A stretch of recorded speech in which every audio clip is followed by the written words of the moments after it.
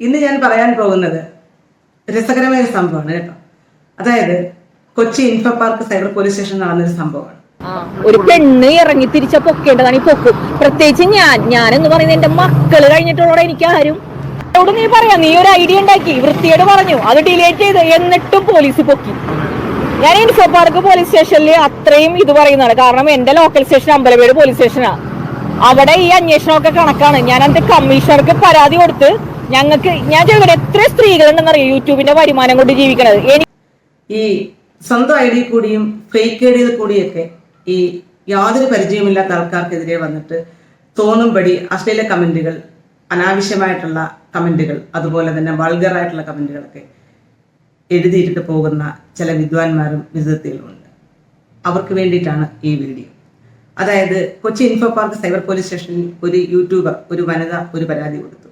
മാസങ്ങൾക്കകം ആ വ്യക്തിയെ അവരുടെ ഫോൺ നമ്പർ ലൊക്കേറ്റ് ചെയ്ത് അറസ്റ്റ് ചെയ്ത് Kochi info park cyber police സ്റ്റേഷനിൽ കൊണ്ടുവന്നിട്ടുണ്ടായിരുന്നു. അതുകൊണ്ട് ഞാൻ പറയുന്നത്, നമുക്ക് ഓരോരുത്തർക്കും ഇങ്ങനെ ഒരു പ്ലാറ്റ്ഫോം ഒരുക്കി തരുന്ന ഒരു സർവീസ് പ്രൊവൈഡർ ഉണ്ട്. ആ സർവീസ് പ്രൊവൈഡർക്ക് അതിനുള്ള ഉത്തരവാദിത്വമുണ്ട്. അതായത് നമ്മുടെ പ്ലാറ്റ്ഫോമിൽ കൂടെ ഒരാളെ അപകീർത്തിപ്പെടുത്തുന്നു അല്ലെങ്കിൽ ഒരു ക്രൈം ചെയ്യുന്നു എന്ന് കണ്ടാൽ നമ്മൾ ഒരു ഇമെയിലായിട്ടോ അല്ലാതെ ഒരു കംപ്ലൈൻറ്റ് കൊടുത്താൽ 36 മണിക്കൂറിനുള്ളിൽ ആ പ്ലാറ്റ്ഫോമിൽ നിന്നും ആ കണ്ടന്റ് നീക്കം ചെയ്തു കൊടുക്കണം എന്നുള്ള ഒരു ഇന്റർമീഡിയറി ഗൈഡ് ലൈൻ, അങ്ങനെ ഒരു റൂളുണ്ട്. അപ്പം അതുകൊണ്ട് ഇങ്ങനെ ഒരു പരിചയമില്ലാത്ത ആൾക്കാർക്ക് എതിരെയൊക്കെ ഇങ്ങനെ കമൻ്റ് ഇട്ടിട്ട് ഞാനതങ്ങ് ഡിലീറ്റ് ചെയ്ത് പോയേക്കാം, അല്ലെങ്കിൽ ഐ ഡി തന്നെ അങ്ങ് ഞാൻ ഡിലീറ്റ് ചെയ്തേക്കാം എന്നൊക്കെ കരുതി പോകുന്നവരോടാണ്. ഐ ഡി ഡിലീറ്റ് ചെയ്ത് പോയാലും റിമൂവ് ചെയ്ത് പോയാലും എത്രയായാലും ഒരു വ്യക്തി ഇറങ്ങി തിരിച്ചാൽ ഉറപ്പായിട്ടും ആ വ്യക്തിക്കെതിരെ നിയമ നടപടികൾ എടുത്തിരിക്കും. അതിന് കഴിവുള്ള കേരള പോലീസ്, സൈബർ പോലീസ് വളരെ കഴിവുള്ള, ഇന്റലിജന്റ് ആയിട്ടുള്ള, വിജിലന്റ് ആയിട്ടുള്ള, വളരെ എഫിഷ്യന്റ് ആയിട്ടുള്ള ഉദ്യോഗസ്ഥർ നമ്മുടെ കേരള സൈബർ പോലീസിലുണ്ട്.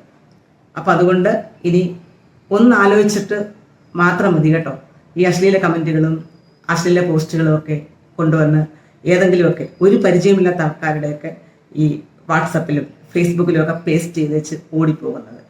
അതിനൊരു ഉദാഹരണമായിട്ട് ഞാൻ ആ വ്യക്തിയുടെ മുഖം കാണിക്കുന്നില്ല, ആ വ്യക്തിയുടെ ആ ഒരു സംഭവത്തിന്റെ ആ ഒരു വോയിസ് ഞാൻ ഇവിടെ കേൾപ്പിക്കാം, ഇതോടൊപ്പം കേൾപ്പിക്കാം കേട്ടോ.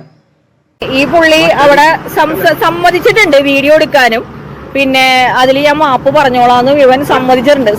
പക്ഷെ ഇവന്റെ സമ്മതപ്രകാരം ചെയ്യുമ്പോൾ ഒരു ഇതുണ്ട്. അപ്പം തൃശ്ശൂർ ജില്ലക്കാരാണ് ഏറ്റവും നല്ലതെന്നാണ് ഞാൻ എപ്പോഴും പറയാറുണ്ടായിരുന്നത്. പക്ഷെ തൃശ്ശൂർ ജില്ലക്കാരൻ്റെ അടുത്ത് നിന്നാണ് ആദ്യത്തെ അനുഭവം കിട്ടിയത്. മോളെ പറഞ്ഞു കഴിഞ്ഞപ്പോഴാണ് ഞാനിത് മാറിയത്. നിന്റെ അഡ്രസ് ഉൾപ്പെടെ കംപ്ലീറ്റ് കാര്യങ്ങൾ ഞാൻ പോലീസുകാർക്ക് ഞാൻ കൊടുത്തായിരുന്നു. കംപ്ലീറ്റ് കാര്യങ്ങൾ ഞാൻ കൊടുക്കുകയും ചെയ്തു. അപ്പോൾ നിന്റെ ഭാവികളെ എനിക്ക് താല്പര്യമില്ല. ഒന്നുകിൽ ഇതുകൊണ്ട് നീ നന്നാവണം. കാരണം ഞാൻ നിന്നെ ഒരടി അടിച്ചിട്ടുള്ളൂ. എനിക്ക് വേണമെങ്കിൽ കണ്ടമുണ്ട നിന്നെ ചവിട്ടിക്കൂട്ടായിരുന്നു. പക്ഷെ ഞാൻ ഒരടിയെ ഞാൻ അടിച്ചിട്ടുള്ളൂ. കേസാവും, നീ പുറത്തേക്ക് പോകാൻ നിൽക്കുന്നവരാണ്. നിന്റെ പെങ്ങൾക്ക് ഒരു കൊച്ചുമുണ്ട് അല്ലേ, പെൺകുട്ടി ഉണ്ടെന്നല്ലേ പറഞ്ഞേ. ഞാൻ മാപ്പ് പറയണമെന്നാ, മാപ്പ് തരണമെന്നാ. മാപ്പ് തന്നതാണ് ഒരടി കൊണ്ട് നിർത്തിയത്. ഇവൻ ഐഡിയും ഡിലീറ്റ് ചെയ്തു, ഐഡിയും ഡിലീറ്റ് ചെയ്തു, എല്ലാം ഡിലീറ്റ് ചെയ്തു. പിന്നെ ഐഡിന്ന് കേറിയിട്ടുമില്ല, ഫോണും ഉപയോഗിക്കാനുള്ള, യൂട്യൂബും കാണുന്നില്ല. എന്നിട്ട് പോലും ഇവനെ പൊക്കി.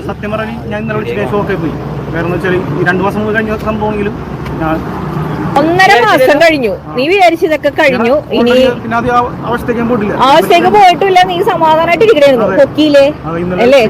ഇന്നലെ വിളിച്ച് പൊക്കി. പേരെന്നെക്കുള്ള ശിഷ്യാണ് ഈ ചോദിക്കുന്നവരോട് മുഴുവൻ ചേട്ടാ ഞാൻ ചെയ്തു പോയി, ഞാൻ തെറ്റ് ചെയ്തു പോയി, അതുകൊണ്ട് ഞാൻ പറഞ്ഞിട്ട് തന്നെയാണ് ഞാൻ വീഡിയോ എടുത്തത്. അല്ലാതെ ഞങ്ങള് ക്രിസ്ത്യൻസ് ആണെങ്കിൽ ഞാൻ പറഞ്ഞേനെ, നിന്നെ കൊണ്ട് ഞാൻ ഇപ്പൊ കുമ്പസാരിപ്പിച്ചേനെ.